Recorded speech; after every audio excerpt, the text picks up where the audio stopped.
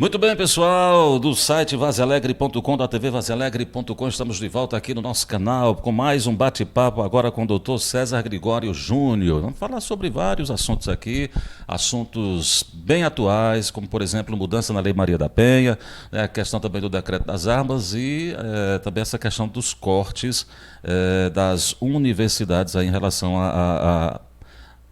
financeiro, né, das universidades, esse contingenciamento que o governo chama de contingenciamento de verba, mas o pessoal está chamando de corte, e aquela discussão que está tendo aí no Brasil por causa dessas medidas que estão sendo tomadas pelo governo Bolsonaro, tá? Doutor César, prazer tê-lo aqui mais uma vez, está tudo bem? Tudo bem, Donato, boa que a tarde. gente se viu, né? Só que dessa vez não foi culpa minha não, né? Não, dessa vez não, dessa vez realmente foi... corte não, viu? A mesa não. Bom, mas está tudo bem. Tudo bem. Trabalhando bastante? Boa tarde a todo mundo que está assistindo. Trabalhando bastante, né, na correria. Pronto. Produzindo muito para tentar colher depois. O Brasil está um burburinho, né? Rapaz, o Brasil está em erupção, né? Tá complicado. Você acha que é a mudança do novo, que a chegada do novo, o novo jeito que Bolsonaro está tentando implementar no Brasil, essa resistência? Como é que você está vendo essa questão aí? Não pelo lado jurídico, pelo lado político. O lado jurídico a gente vai tratar já. Toda mudança de ideologia que está no poder gera toda essa confusão, né? É toda uma quebra de uma ideologia e de um sentimento, de uma cabeça que vinha comandando para passar para outra. Sempre no início eu acredito que seja normal esse caos que a gente está vivendo, né? Claro que a maioria das coisas que estão acontecendo como cidadão eu não vejo como normal, né? Mas de certa forma o que a gente tem que fazer é lutar como está sendo lutado, apontar como está sendo apontado e tentar de todas as formas procurar formas de melhorar.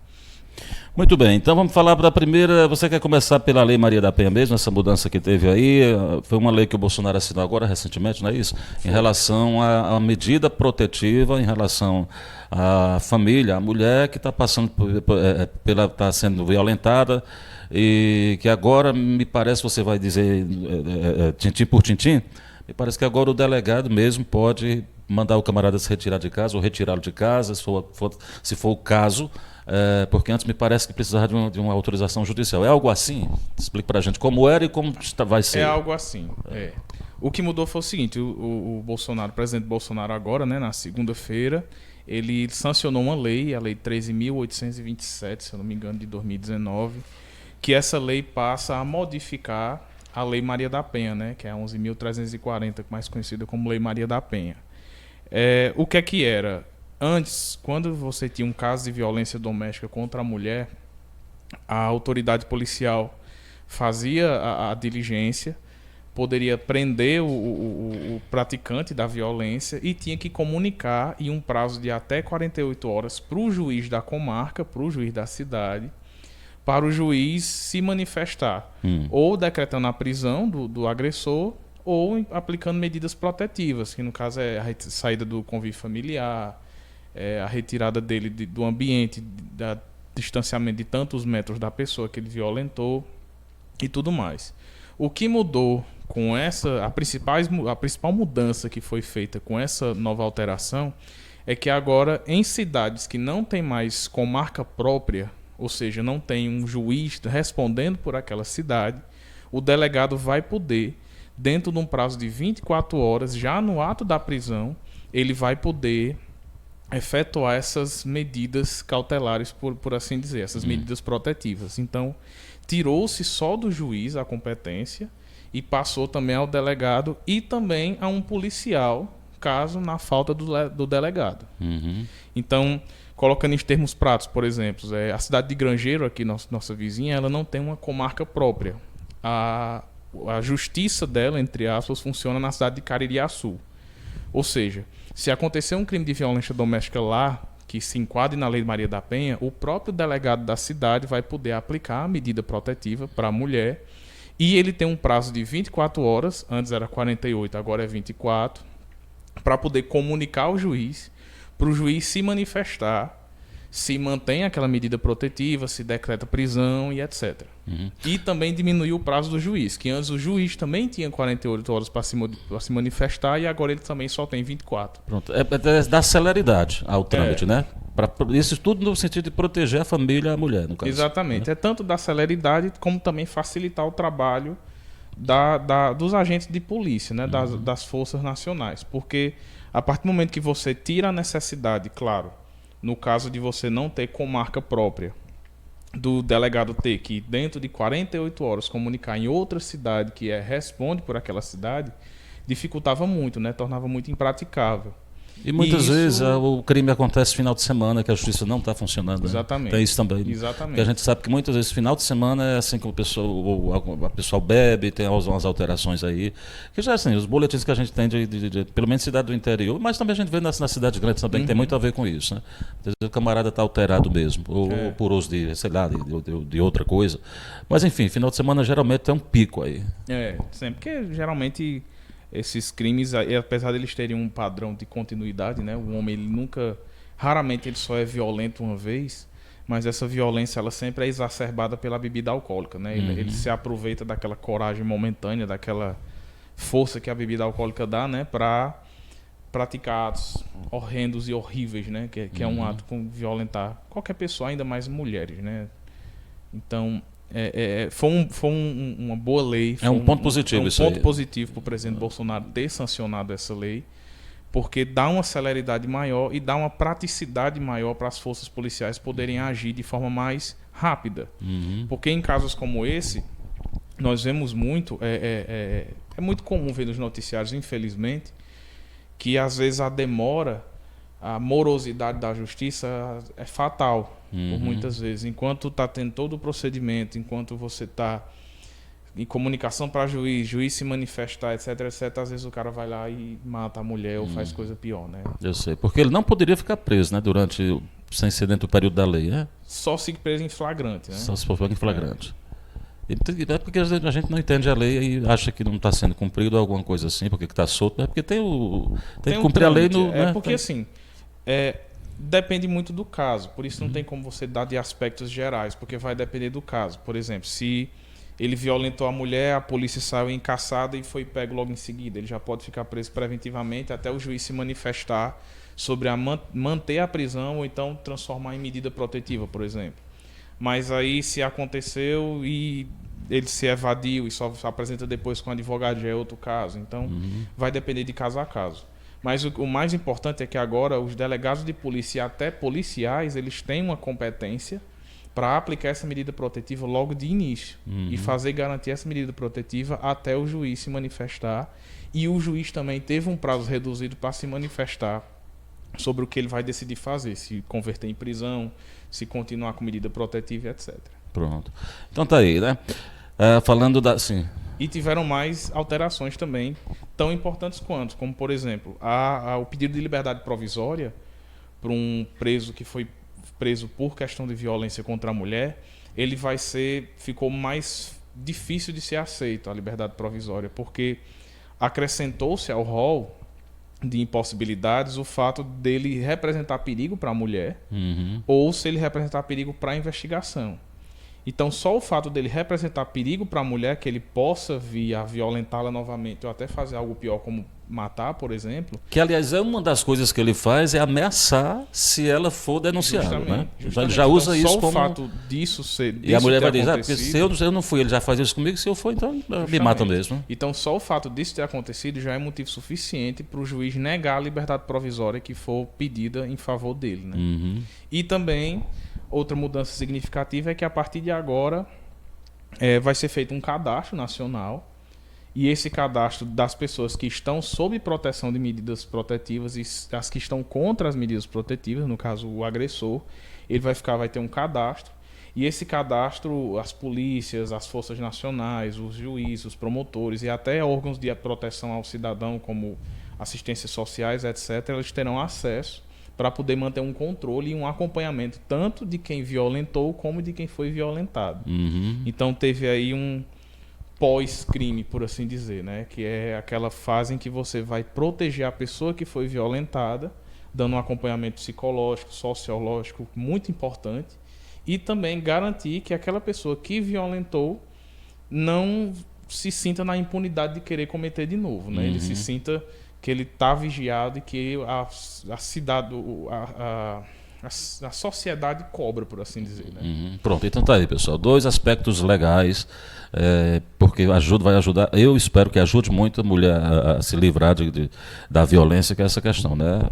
O próprio delegado já pode aplicar as medidas protetivas, depois esperar que o juiz resolva, no prazo estabelecido por lei, que agora é mais curto, mais rápido, e essa questão, né, que vai ficar mais difícil o camarada ser solto se ele tiver utilizado esses recursos de ameaça, né, dizer que vai matar, enfim, quanto maior a violência, mais dura a lei para ele, né? Assim, a visão é essa, né? É assim, e também, como eu sempre ressalto, mas também a depender do caso, porque, por exemplo, se o cara não for voltar, só tiver como voltar para a própria casa dele, se ele não tiver uma residência de um parente ou algo parecido, já pode ser usado como forma. Não, ele vai voltar para a casa da própria pessoa, não vai poder.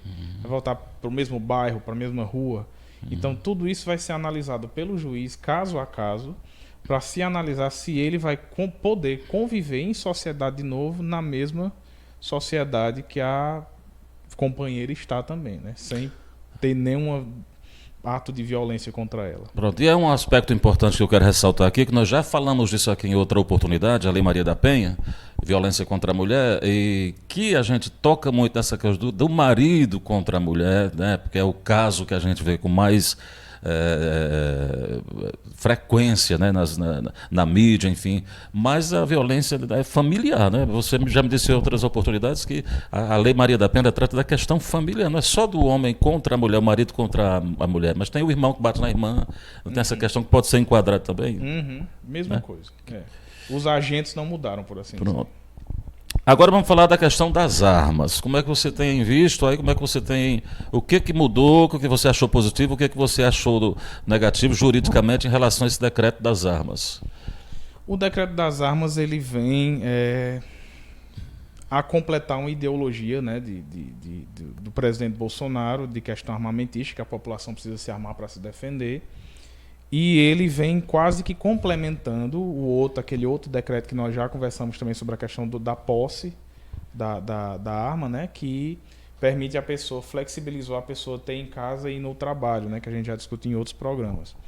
Esse decreto ele teve uma flexibilização também e um acréscimo que deixou até hoje, desde a data que foi sancionado, os juristas estão discutindo sobre a legalidade e a constitucionalidade dele, né?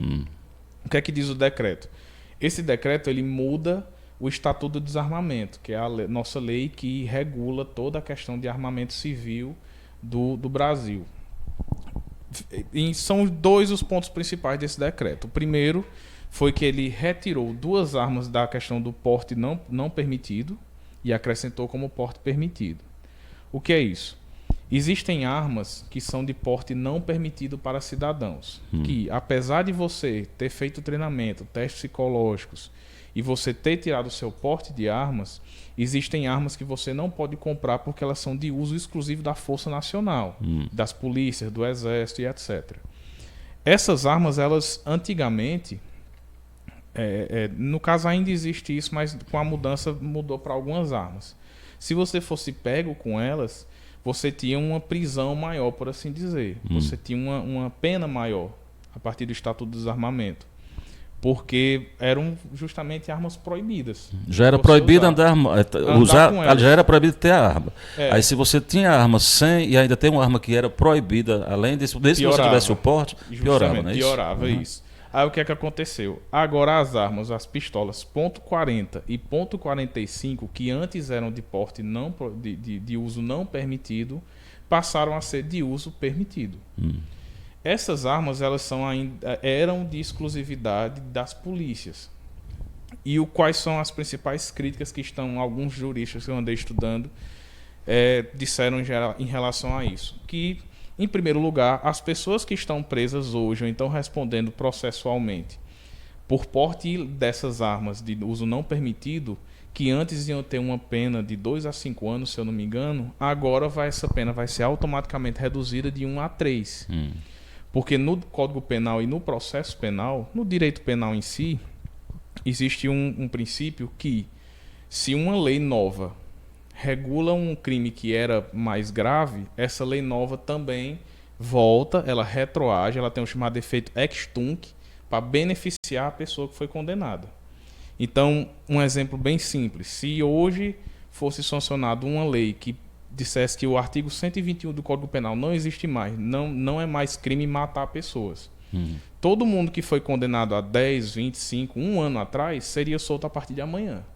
Porque a lei, quando ela vem para beneficiar, ela retroage para beneficiar a pessoa que foi condenada, o preso, quem está respondendo.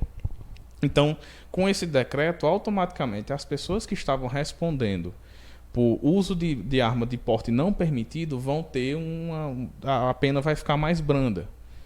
E se elas tinham porte de armas, talvez nem pena ela vai ter mais. Entendeu? E também existe uma crítica muito grande que vem nessa segunda parte da lei, porque a lei houve uma flexibilização para certas categorias profissionais elas terem quase que automaticamente a permissão para o porte de armas, né? Porque quando no Estatuto do Desarmamento ele diz que para você tirar um porte de arma você tem que ter acima de 25 anos, tem que ter emprego fixo, residência fixa, passar por teste psicológico e psicotécnico, tem que fazer um treinamento pelas forças federais, você faz todo um treinamento, tira todos os alvarás, e também exigia que você comprovasse a necessidade profissional de ter o uso daquela arma. Então, aquela avaliação era feita de pessoa por pessoa. Não era uma avaliação genérica. Você fazia a sua aplicação junto à Polícia Federal, você explicava por que era que você achava que você deveria ter uma arma de fogo, e a Polícia Federal, a critério dela, ia decidir se você poderia ou não ter, dependendo da sua explicação. Hoje, com esse decreto, que alterou o Estatuto do Desarmamento, existem algumas profissões em que agora ficará presumido que essa prova da necessidade não é mais necessária, só pelo fato da pessoa estar naquela profissão. Quais são essas profissões? Caçadores e praticantes de tiro esportivos profissionais, advogados, membros da Força Nacional, policiais até aposentados já. Vou usar minha cola no lado. Certo. Donos de estabelecimento que vendem armas, residentes de área rural, motoristas de empresas de transporte, pessoas que trabalham com empresas de transporte, agentes de trânsito. Então, a partir do momento que eles forem fazer a aplicação junto à Polícia Federal para ter o porte, que vale salientar, existe porte e existe posse, que eu até já expliquei no outro programa, né? O porte é você poder andar com ela na rua. Então não é só você ter em casa. Então essas categorias, em tese, elas podem andar com a arma. Andar com a arma na rua. Então um advogado, uma pessoa que mora no sítio, um agente de trânsito, o dono de estabelecimento que vende armas, um caçador profissional, um praticante de tiro profissional, um instrutor de tiro também. Pessoas que têm... Aqui em Vaza Alegre, não sei se tem stand de tiro, de você treinar esportivamente. Eu não sei. Tem um pessoal que faz tiro, mas é aqueles tiros, eu não sei, de espingarda, como é que chama? Eu não sei o nome não, mas tem até um dia desse ali no CSI, de pressão. Então essas pessoas vão ter uma flexibilização maior. Então, por exemplo, eu que sou advogado, eu tenho mais de 25 anos, eu tenho residência fixa, eu tenho empresa fixa, trabalho fixo. Os antecedentes criminais também contam. Não, justamente, eu não tenho antecedentes criminais, é importante você ter me lembrado. Não ter antecedentes criminais e também não está sendo processado também é um requisito obrigatório. Se eu preencher todos esses requisitos, então as chances que eu vou ter um porte de arma para poder andar ficaram muito maiores. E quais são as críticas que se estão fazendo, né? Muitos juristas estão criticando o presidente Bolsonaro porque eles estão dizendo que ele está legislando através de decreto. O que é que ele estaria fazendo? Ele estaria fazendo o trabalho dos legisladores. E o executivo, que ele é o presidente do executivo, ele é o cargo máximo do executivo, não pode legislar, ele não cria leis. Ele só as executa. Então, estão dizendo que ele está legislando através de decreto. Porque já existe hoje, em tramitação na Câmara dos Deputados e no Senado Federal, projetos de lei que mudariam de forma mais abrandada, não tão radical como foi esse decreto dele, o Estatuto do Desarmamento para fazer, digamos, aos poucos, entre aspas. E ele veio e atropelou tudo isso. Então, estão tendo muitas críticas em relação a esse decreto justamente por isso, por dizerem que ele está atravessando uma competência que não é dele.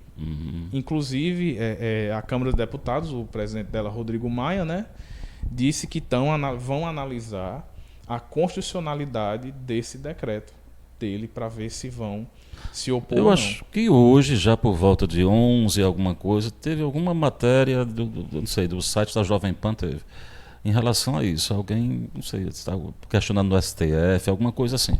Era em relação a isso aí, dessa questão do decreto desse armamento aí. Mas já era um questionamento que eu acho que é pedindo anulação, alguma coisa assim. Agora eu não me lembro se era o Ministério Público Federal, que eu não sei se é quem é responsável por isso, se é o Ministério, se pode ser o Ministério Público Federal, se achar que a lei está sendo descumprida, ou que, enfim. Assim, porque existe a chamada ação direta de inconstitucionalidade, né? Existem o Ministério Público Federal,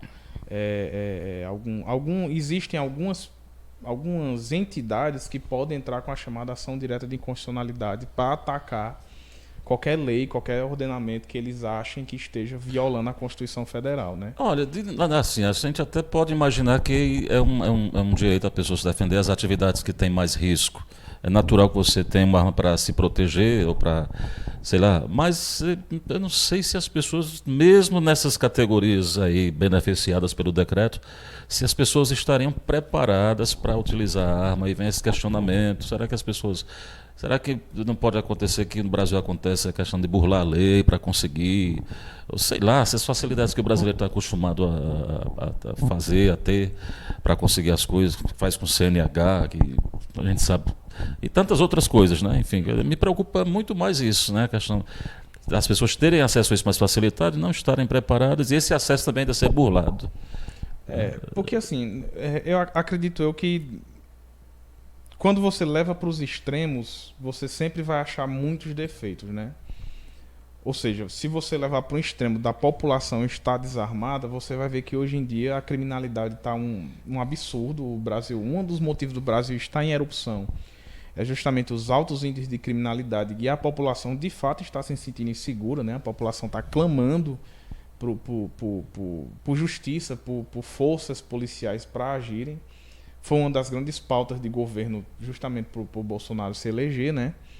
E você vai ver que, de fato, as forças policiais hoje, elas estão sucateadas, elas estão mal treinadas, elas estão sob pressão, e isso está refletindo nos índices de criminalidade, né? Só que, da mesma forma, se você for para o outro extremo, você vai ver que uma população armada brasileira, que é uma população que está justamente por aqui, com impostos, com violência, com falta de educação, com tudo, as pessoas, todo mundo uma bomba relógio que pode explodir a qualquer momento. Então, você está no trânsito, o cara encosta no seu carro, as pessoas já brigam, aí a briga entre duas pessoas vira um tiroteio que envolve todo mundo que está perto. Então, é perigoso, só que não adianta você tentar analisar as coisas só por extremos, porque você sempre vai acabar achando defeitos em tudo. Então, é um tema que deixa filósofos e juristas acordados a noite toda, e não sou eu que vou apontar uma resposta, né?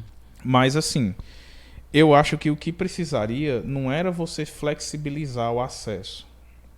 Porque, de certa forma, quando você flexibiliza, colocando por profissões, por assim dizer, você está considerando uma coisa e desconsiderando outras. Porque nem todo advogado vai ter necessidade, nem toda pessoa que trabalha na zona rural vai ter necessidade, e mesmo assim ela vai ser aberta àquilo. Ela pode ser incentivada. Ela né? pode ser incentivada, ela pode usar de outras formas. Porque assim... Mas, por exemplo, existem advogados que trabalham na área criminal, e existem também, por exemplo, jornalistas. Jornalistas também estão nesse decreto. Jornalistas que fazem matérias investigativas. Eles vão poder também ter acesso ao porte de arma de forma flexibilizada. Que realmente precisam. Só que era justamente nesse ponto que entrava a Polícia Federal para fazer o aspecto subjetivo da coisa. Por que é que você merece? Por que é que você precisa, não é nem merecer? Então, você retirando esse aspecto subjetivo e liberando, utilizando somente uma profissão como base, para mim, você vai abrir muito. E tem em todas as categorias. Tem muito profissional bom, mas tem muito profissional ruim, com má intenção também. Vamos combinar que existe. Né? Exatamente. É só você ver, por exemplo, como é o nosso trânsito, né, com acidentes. Que a CNH, o carro, ele pode virar uma arma a qualquer momento, né? Agora, não me, assim, subjetivamente, fica a mensagem, quando o Estado entrega para o cidadão o direito, tem um direito, ok, você pode ter uma arma. Não me parece que o Estado está dizendo, eu não consigo lhe proteger, se vire aí.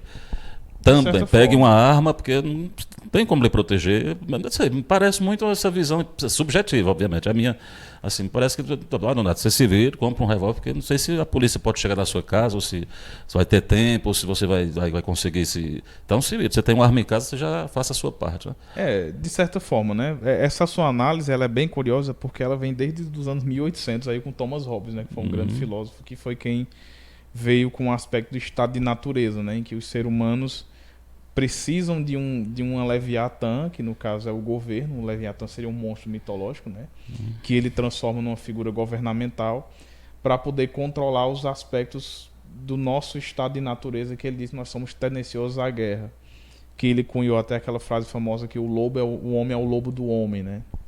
Então, quando você fala que o Estado ele está meio que se admitindo uma meia-culpa, como diz a expressão, porque o Estado realmente ele não está conseguindo acompanhar tecnologias, índice de criminalidade, porque não adianta você tentar cortar uma árvore por os galhos, você tem que cortar uma árvore pela raiz.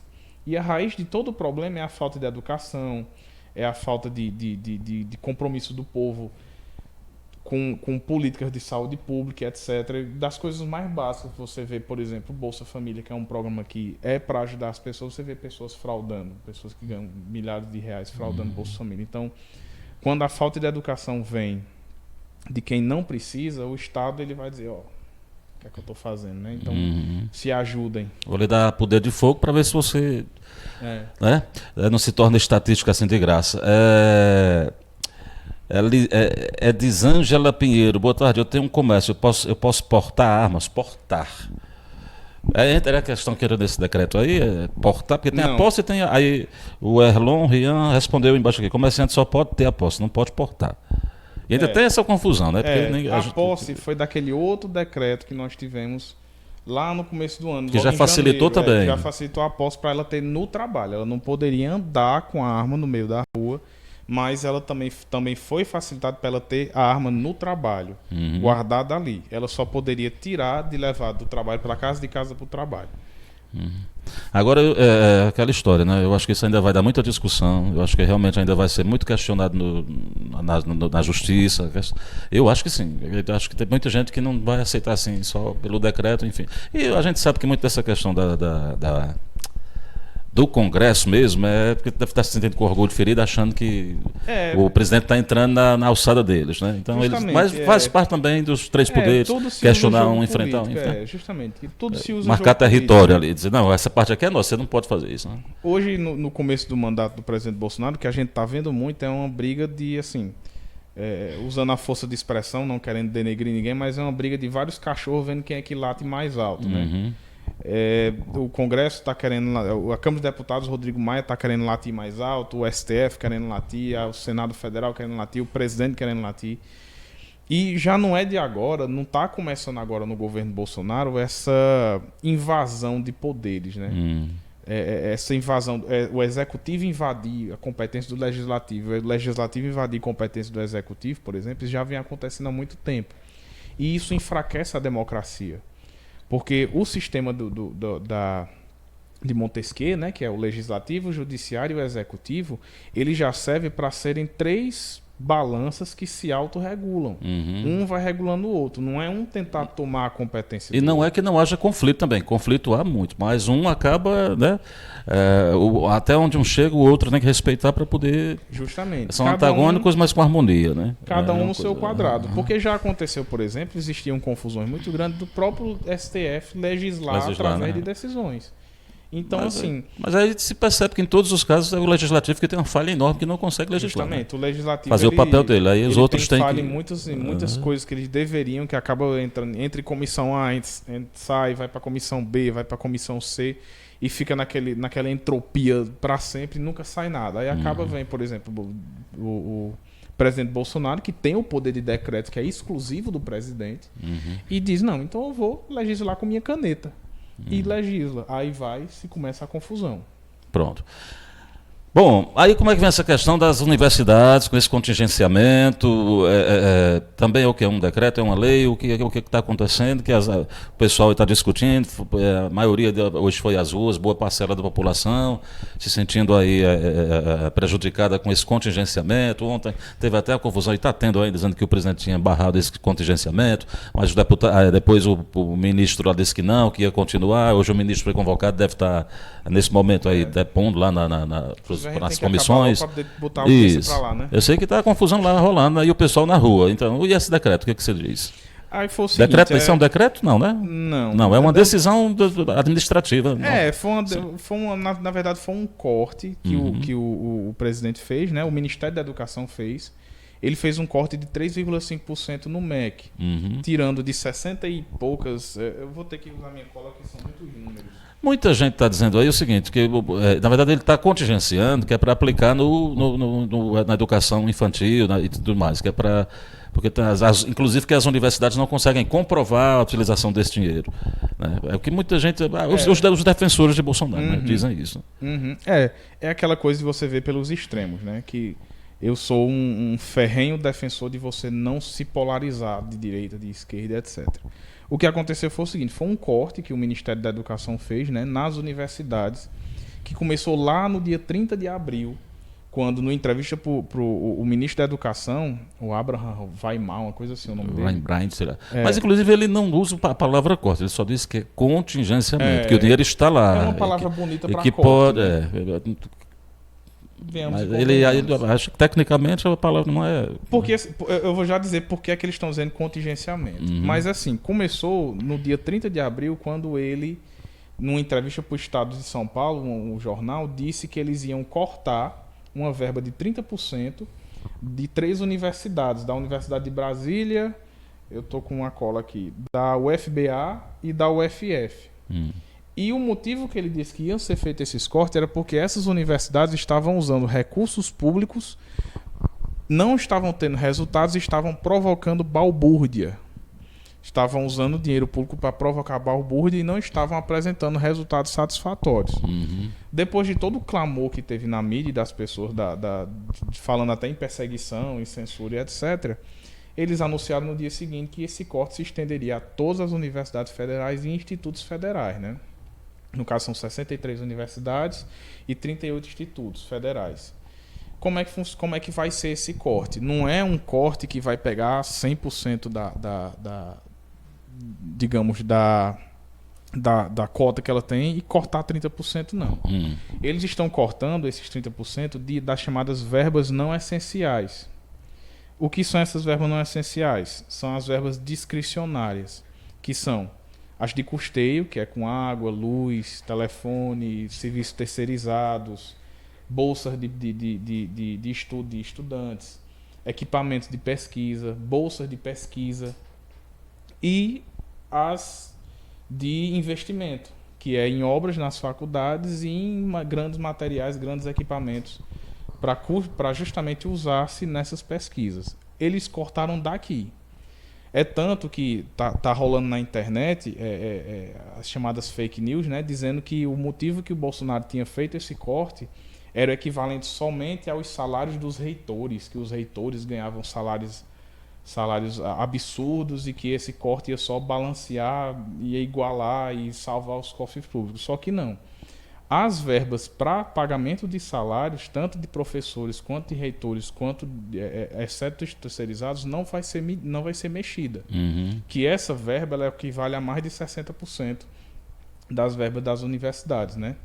Então, a verba que está sendo mexida são justamente as verbas de custeio, que é água, luz, telefone. Então, o que é que dizem as universidades? E que faz sentido? que não tem como você manter um prédio, de um campus de universidade, sem conseguir pagar água, sem conseguir pagar uma segurança, que é um serviço terceirizado, as bolsas de estudo, as bolsas de pesquisa. A gente está vendo que o CAPES, né, foi cancelado. Então, praticamente a pesquisa que vinha sendo feita, as pessoas que deixaram de trabalhar para fazer pesquisa e sobreviviam das bolsas, foram cortados, né? Então, está tendo esse corte, esse contingenciamento, como eles estão dizendo, segundo eles, para poder equilibrar a economia. Uhum. Por que é que eles estão falando em contingenciamento?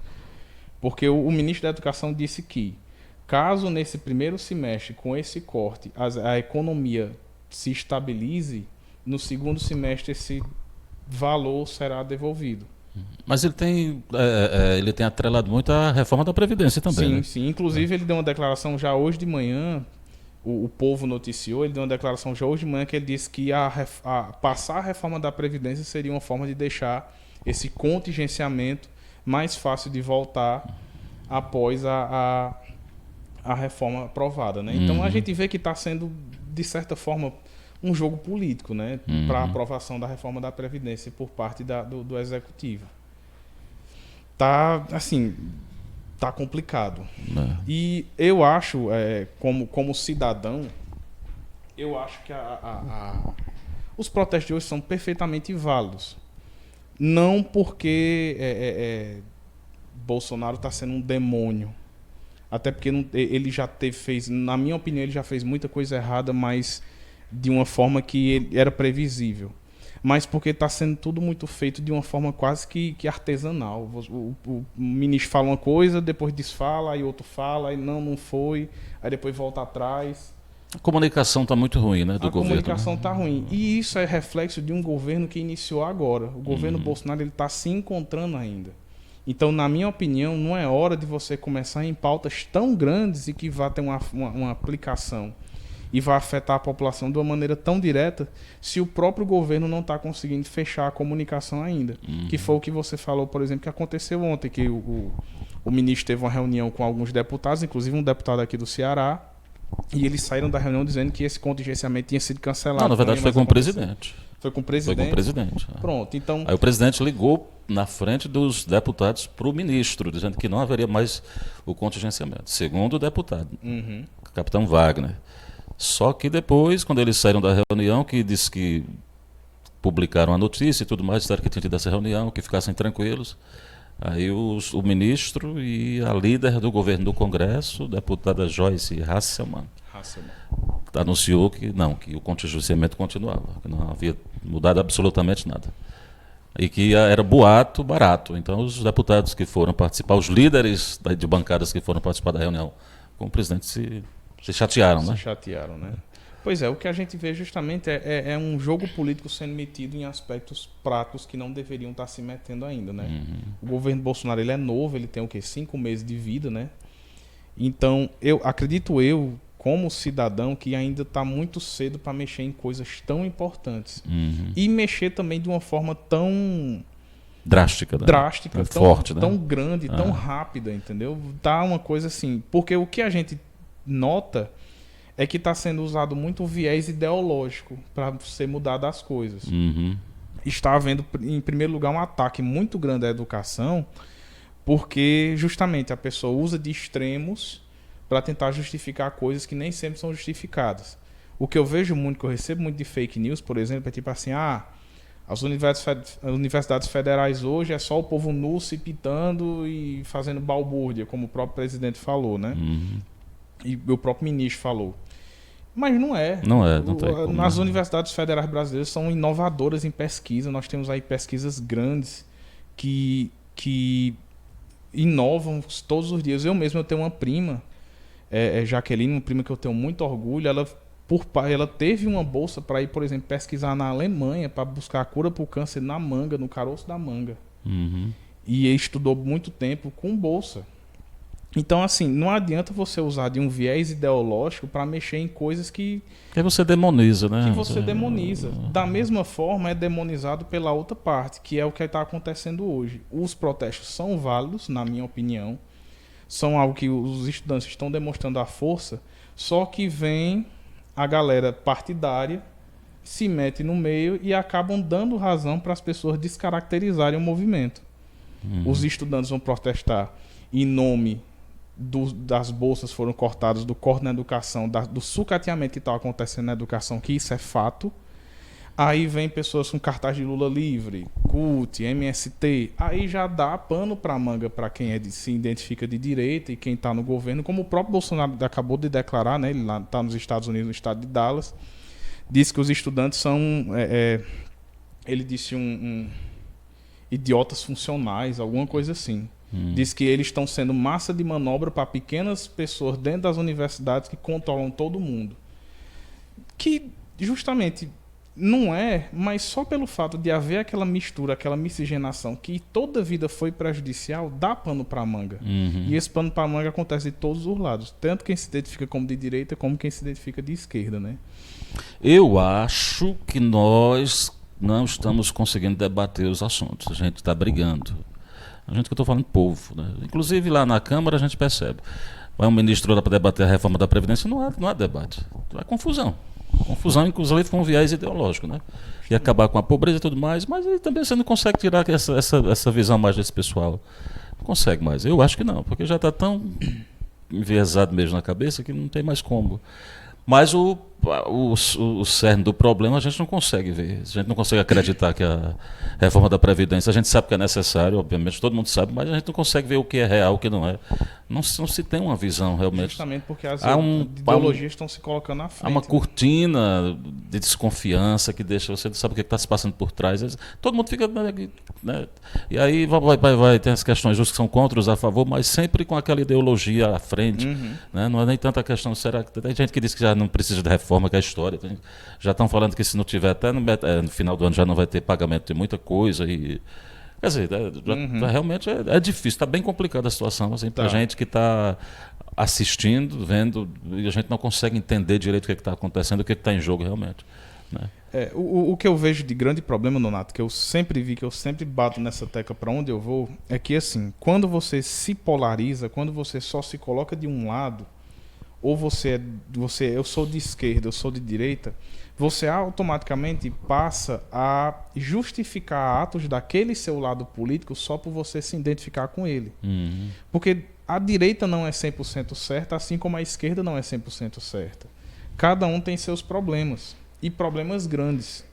Então, quando você tem uma pessoa de direita discutindo com uma pessoa de esquerda, o de direita vai colocar os aspectos que ele acha correto dentro da direita e o da esquerda dentro da esquerda. E eles nunca procuram se encontrar no meio. Tentar uma forma de dialogar que, em vez de eles ficarem indo para a esquerda e para a direita, vão para frente. É como a gente estava conversando aqui antes, se você tem uma corda que tem uma pessoa puxando para o lado esquerdo e uma outra pessoa puxando para o lado direito a mesma corda, ou não vão sair do canto, ou a corda vai quebrar. E é o que está acontecendo com o país. O Brasil está quebrando.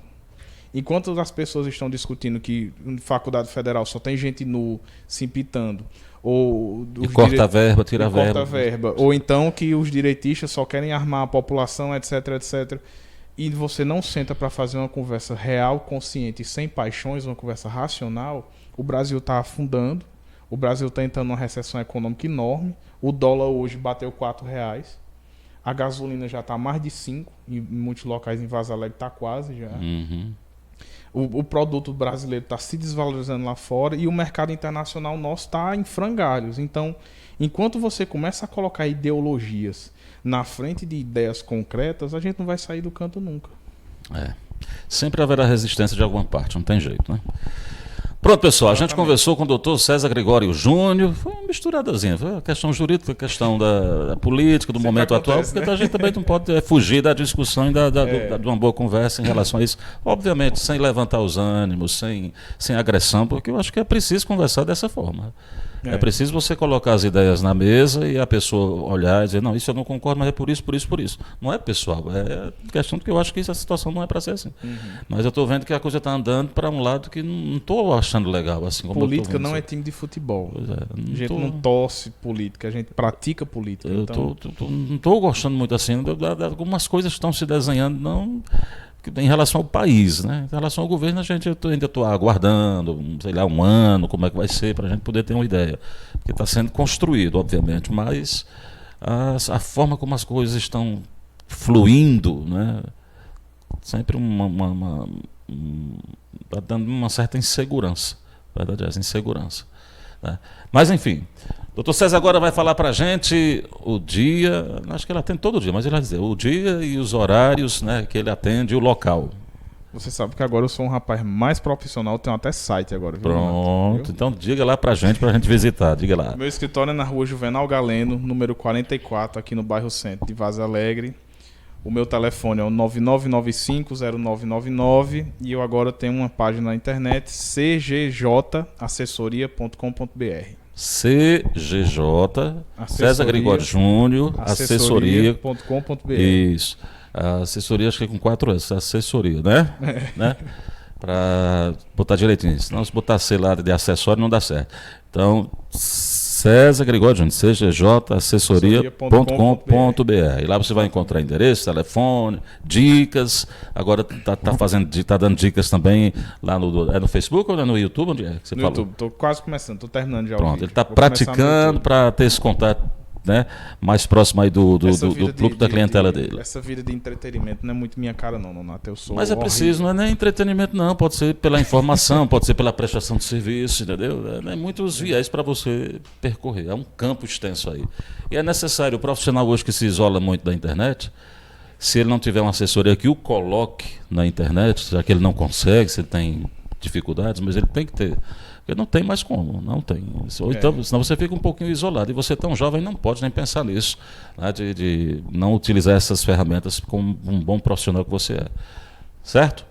Até semana que vem, se Deus quiser, então. Até né? semana que vem. Vamos torcer para nem eu nem você dar problema, né? Não, com a graça de Deus, vamos evoluir, vamos evoluir. Dona Albemar Pinho, gosto muito deste bate-papo. Doutor César, uma excelência, ainda bem jovem aí, tá vendo? Bom, muito obrigado, Dona Albemar. Um beijo para a senhora. Vanessa Moraes Muniz, muito esclarecedor o bate-papo. Obrigado, Vanessa. Obrigado, Vanessinha. Abraço também aí para Andréia Souza, para Flávio Freitas, para Erlon Rian, para Edisângela, para Manuela Raquel, para Loura Félix, tá? O pessoal que acompanhou a gente E aí. a família todinha acompanhar. É. Tá bom, beijo pessoal, grande abraço, a gente volta a qualquer momento aqui. Essa semana a gente não tem bate-papo em relação ao trânsito, porque o nosso colaborador Carlos Cândido está viajando, vai visitar familiares no outro estado, enfim, está descansando um pouquinho, merecidamente. Para ele um grande abraço, que ele sempre também acompanha nossas lives. E volte logo. Tchau pessoal, a gente se vê, até a próxima. Tchau, tchau. Tchau.